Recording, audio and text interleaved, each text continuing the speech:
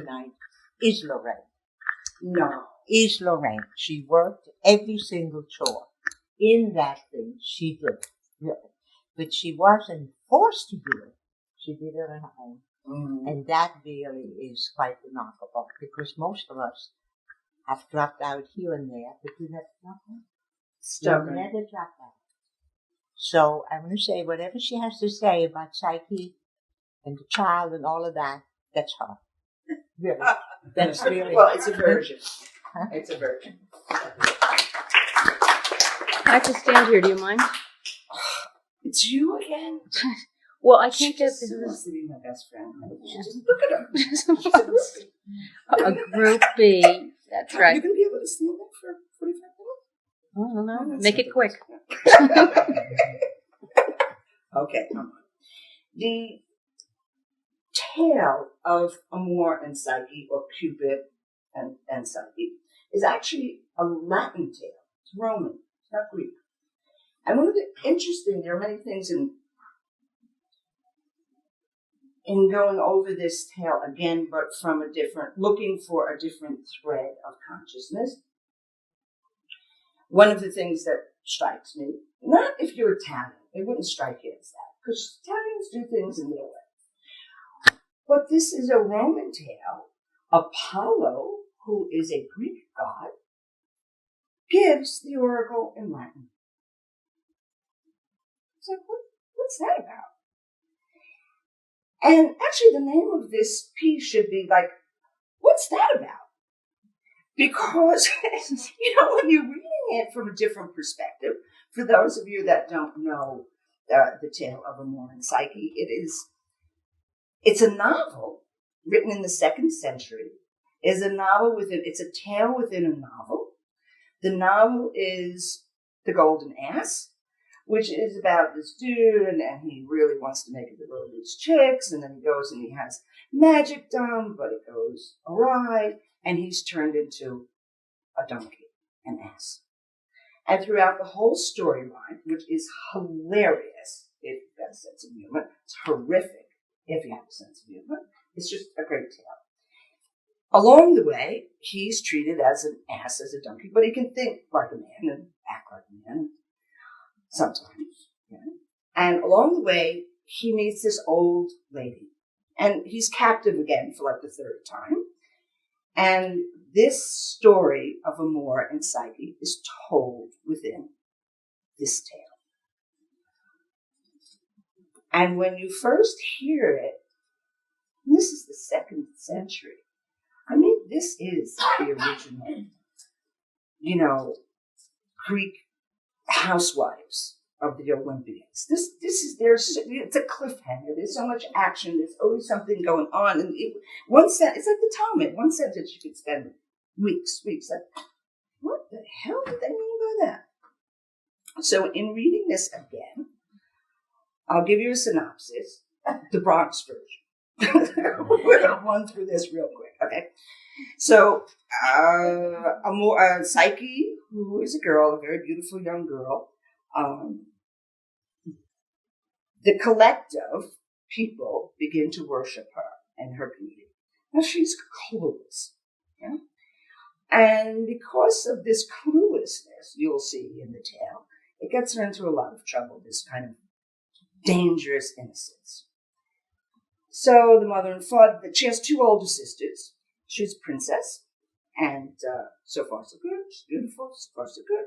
Unfortunately, no male loves her. Can we shut that light out just a little bit? Turn it down. It's too. Well, there's only. I'm talking to God.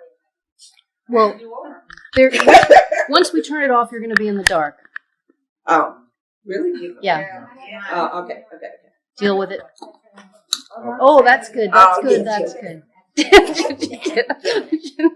so back to this. So she's quite beautiful and quite innocent. She has 2 older sisters. It's the kingdom, and nobody will marry her. Everybody will worship her. Nobody will marry her. Now, ladies and gentlemen, I'm sure we've all been in that position. Why does anyone marry me? He just wants to worship me, passion, all those magnificent things, but no marriage. no future.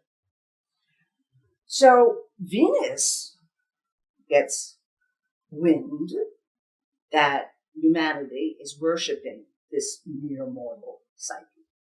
She's furious. How dare she? She's a goddess. She should be worshipped. And nobody's going to her temples and giving homage to her temples.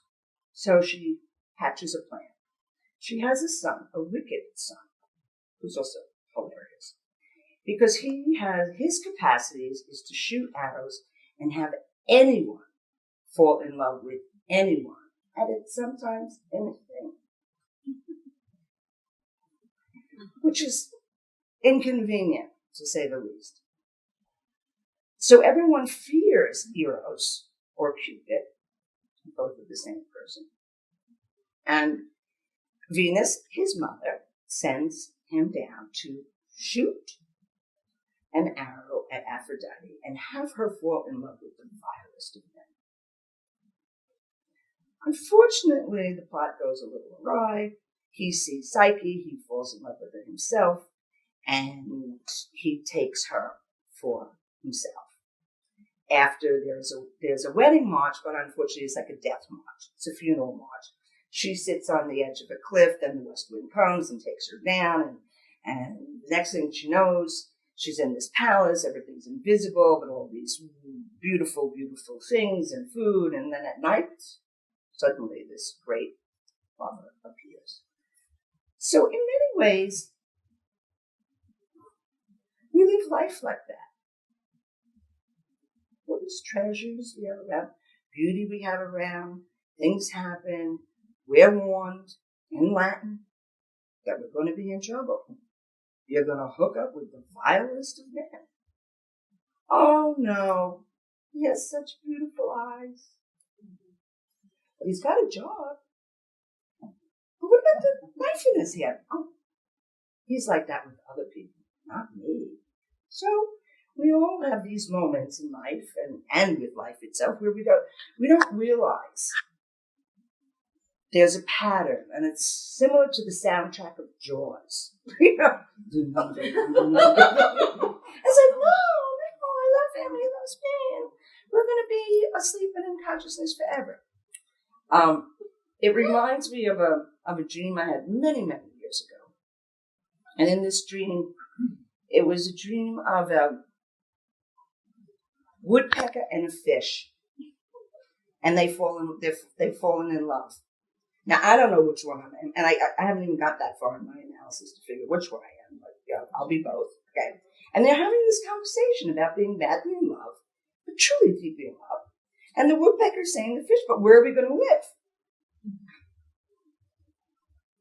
I think the same is true with our psyches and with our unconscious. Well, where is it going to live? And how is it going to live? How is water and earth going to the wonderful, magical Jungian term, individuate? How are we going to become whole with these opposites? So you're already starting, because you're so, if you not just read the tale, but you feel your way through the tale, you're a mess. Because, okay, yes, it's all this beauty and all this stuff, but who's this guy that she's sleeping with in the dark and doesn't know? And what's with the west wind and what's with the invisible? But she trusts. But on a feeling level,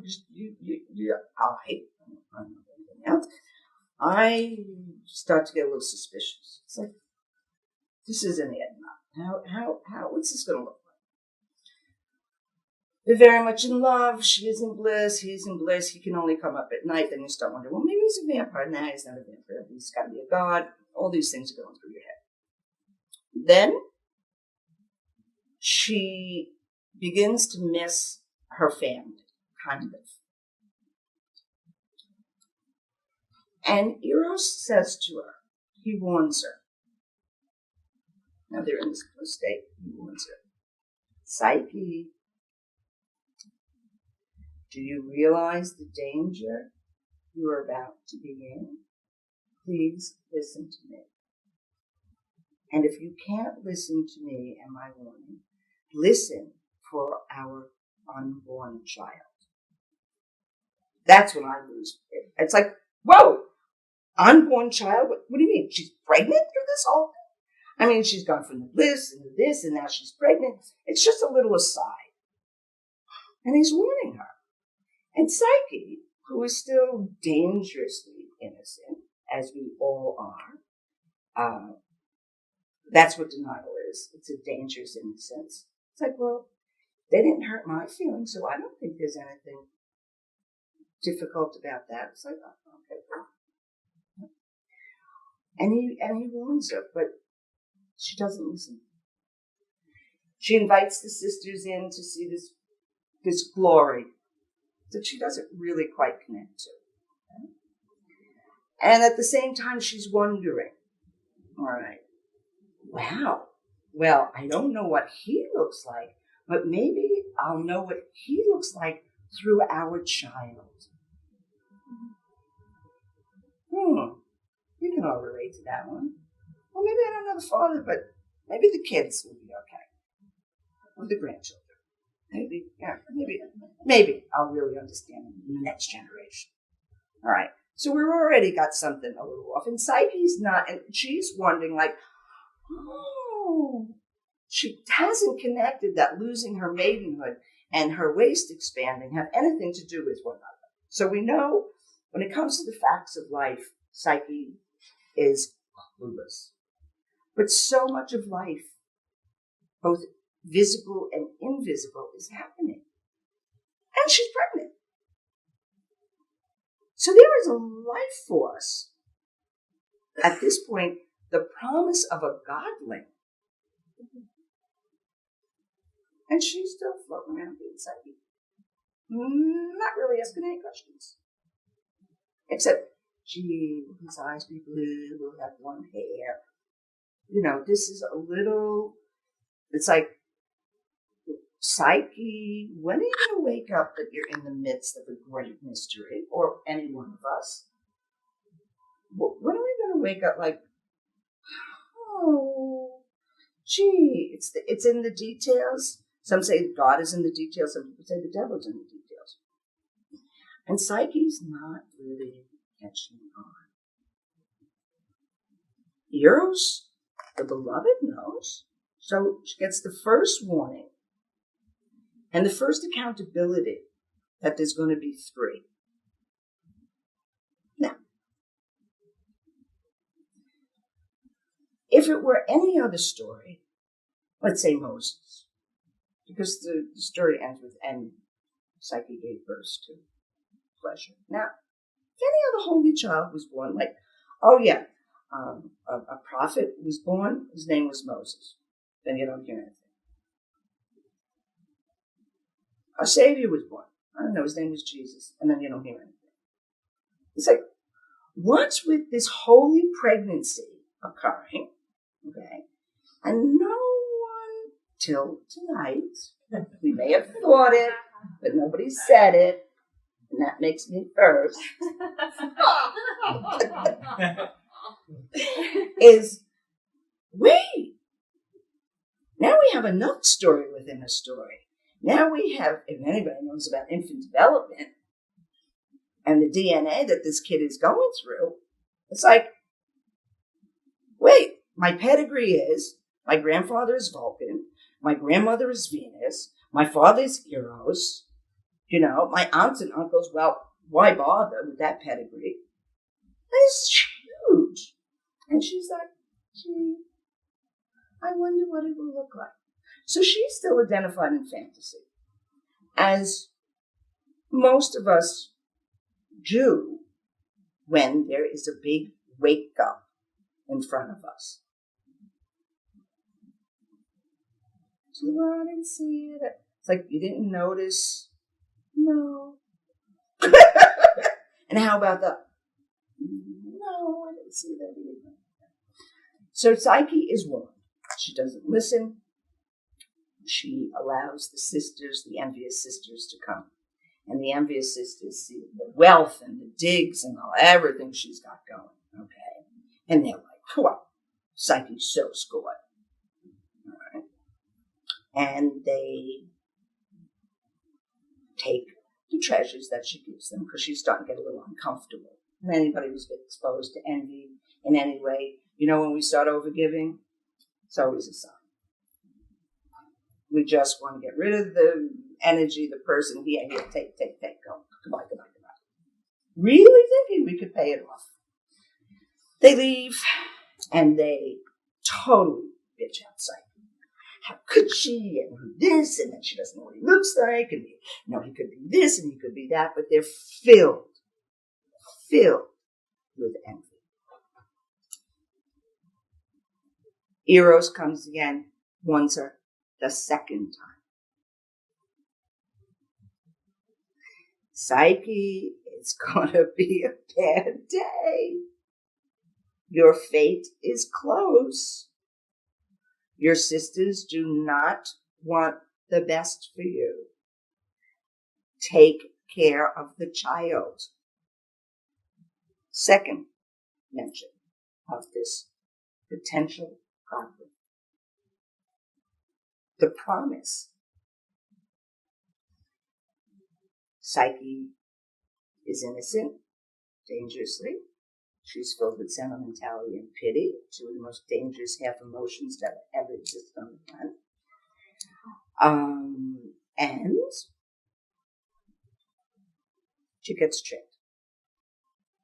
Now, meanwhile, back at the kingdom, the sisters are furious, and they're like, she must be sleeping with a god because she doesn't know what he looks like. And that would mean she's pregnant with a godling. And then that totally put the sisters over the edge, that she's going to give birth to a godling, the baby sister. So they're even more envious. They come back, Psyche allows them back in to her sacred place. We all do this. We allow envious thoughts, people, or beings, or situations into the sacred place. Let me tell this shit right outside. Keep it at the moat. But don't let it into the sacred place, to your heart, to your soul, where it can do enormous, enormous damage. And damage the unborn child, the unborn potential, the holy of holies. Whether it's God or human, doesn't matter. It's holy. And it was conceived through Eros, through the god of love.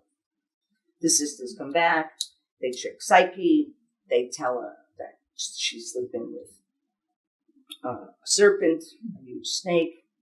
And I thought, well, wouldn't she know that a snake doesn't have arms? Wouldn't she know? I'm trying to think, what the hell is going on in our head that she would believe this? But what goes on in any of our heads that we believe envy? Envy never has logic. So if it tells you, well, he's a serpent, we don't say, but he has arms. How could he? Serpent doesn't have arms. We believe them because we're unconscious and asleep. We don't stop to think. And we don't stop to think, most of all, with gratitude. Holy moly, look at where I am. Look at where my life is. They couldn't even marry me off. And now I'm here having this great adventure. But Psyche still isn't catching. So they give her this brilliant plot to turn the light onto Eros. Now there's a hint there in that story, to turn the light. It's like in a dream. Anytime a light or an explosion and goes off, pay attention. Your life's about ready to change. And Eros isn't so innocent either, because he's a god and he's identified and he can just be a god and he doesn't really have to. And he's got a mother complex, because he hasn't told Venus, his mother, that he's hanging out with Psyche and married to her. And she's about to be a grandmother. Well, I wouldn't want to tell Venus you're about to be a grandmother either, so you can't blame him for that. But nonetheless, okay. He's not quite the god that he thinks he is, because he's keeping it a secret, and so there's lots of secrets going on. And it's hard to individuate. It's hard to become whole when one holds secrets, most of all to oneself. That doesn't mean you spill your guts all over the place like you're in a meeting or something, you know. It means, where is that place that I don't know myself? There's a wonderful writing exercise. It's I remember, I don't remember. It's astounding what we don't remember. And we just tried it. Then we have a whole list of things we never remembered. And that's your work for the next month when you start looking at that. So she gets tricked. They tell her, take an oil light, turn it on, take a knife. When he's revealed for the snake in the grass that he is, chop his head off. Well, this is a great plan. Psyche feels a little nervous because she really does love him, but she's listening to the envious sisters. She waits for that evening. Eros is asleep in their pleasure dome. She turns the light on to him and she sees a god.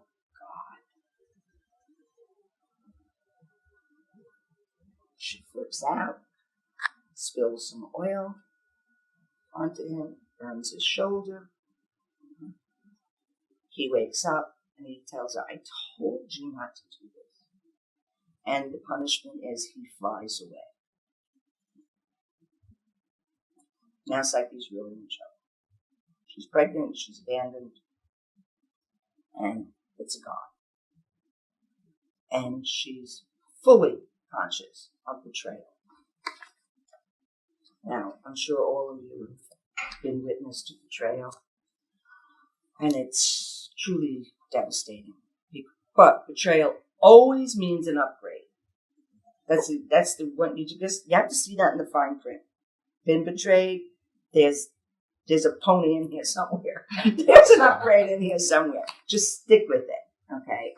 Because the things of psyche, the things of our soul are not logical. And that's what makes it such high adventure. It's the grand poetry.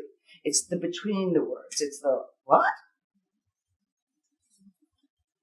She realizes what she's done. She holds on to his foot. Please love me. Don't leave me. All right. He flies up. She can't hold on, and she's dropped somewhere in this kingdom. Now, I'm trying to figure out what time she must have got pregnant sometime in the sign of Libra, in the fall, because she has to go into, later on she's got to go into the underworld to Persephone, and Persephone is only in the underworld from Libra to Aries. So we've got this descent going on, because otherwise she couldn't go do the thing with Persephone, because Persephone wouldn't be there.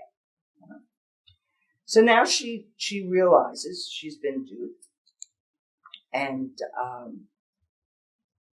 she goes and she finds. Now Eros takes pity on her and tries to talk to her like, Psyche, what? I told you not to do this. I warned you. He didn't tell her not to do it. He warned her, which is the interesting thing about Psyche and our unconscious. It doesn't tell us what to do. Doesn't have it. Well, these are the 13 commandments of Psyche. She warns, she tells you a story, she gives you a dream, she has you fall in love with the vilest of men. Whatever it takes to learn, she gives us. Okay. But she herself is always moving towards the intrinsic wholeness. Because she wants to be Psyche. That's all she can be. When Psyche realizes what's going on, she sets up the sister, and basically she sets up, to kill both sisters. She goes to the sisters and says, well, by the way, you were so clever, and you tricked me, and Eros said he really wants to love the older sister. That's the one he should really be with. So she says, yes, of course, it's me, and she runs off, and she runs to the mountain and to the west wind, which isn't there. And she throws herself from the mountain. And then she repeats it, serial killer that she is. She repeats it. So Psyche's starting to wake up. Cause and effect. Betrayal. Okay, sometimes we have to balance things out. We can't be like, well, it's like sometimes clients will say, well, did he mean it consciously or unconsciously? The first bullet, unconscious. The second bullet, definitely conscious. It's like, what difference does it make? It shot you. What are you talking about, conscious or unconscious? That's like such a vanilla thing to do, you know? So she kills the two sisters. Now she's a mess. And she's lost her beloved. And for the first time through loss, she starts to recognize the pain. And she goes to the obvious. She's going to kill herself. She loses all hope. I'm going to throw myself in the map. I'm going to kill myself. I'm going to do it. But it's like psyche. You're psyche. You can't kill yourself. She doesn't know this yet. Then she starts her journey from one temple to another. And she goes to the different goddesses. And she goes to Seers, which is Demeter. And she says, you know, your daughter was ravished and went into the underworld and everything. You certainly can understand. And Demeter says, Seers says, you know, I really feel for you. But I can't break divine etiquette. Once again, divine etiquette. What divine etiquette? Nobody told me about divine etiquette. You know, they throw these things in. It's like, I didn't know there was a divine etiquette. Laws that the gods and goddesses. I think it's kind of cool to find out what that divine etiquette is, just in case you're in a pinch. You want to mirror it back to them. It's like when a complex is coming at you and it wants to destroy you, and you just say, hey, wait a second. Divine etiquette says you're driving in the wrong lane. You can't do this to me, envy. You have no power. That's the good part of divine etiquette. We learn these things. So then she gets booted out of there in a lovely way. You know, she gets rejected and she's devastated. It's like, well, surely. You know, and once again, there's a mention. Even though you're with child, you can't do this. Then she goes to Juno, and her temple is filled with gold. You know, she's the queen of heaven. And Juno once again says, I can't do it. It's my daughter-in-law. She's married to my Vulcan, my son. Although they're not talking anymore. They're divorced, but it's okay. She's still my daughter-in-law. And once again, I cannot breach the Fabian laws, which are the divine etiquette. These are the laws of the gods. She said, but I'll give you a little hint. If I were you, I love this hint. I would take a little male courage. So for those of you who know the Jungian terminology of anima animus, I would take a little animus energy, healthy male energy, and go belly up to the bar and go face Venus. Because you can't get out of it. And there are times in life, and that's the only choice we have. Forget this. Well, do what you love and the money will come. No way. I'm not doing it. Okay? Or, well, underneath, he really loves me. No. Doesn't. Okay? Doesn't hate you, doesn't love you either. It's like, what's with making up the rules? But she gives a very good advice. That perhaps, by having a little male courage and saying, okay, I'm going to go face Venus. She's going to rip my head off anyway. Today's a good day. If I'm going to die, that's the way I have to die. So now, in the meantime, Venus is at her summer resort by the sea, and the seagull comes along to tell Venus the bad news. That, you know, the world is in shambles. Nobody is worshiping her. And that's always a sore point with the gods and goddesses.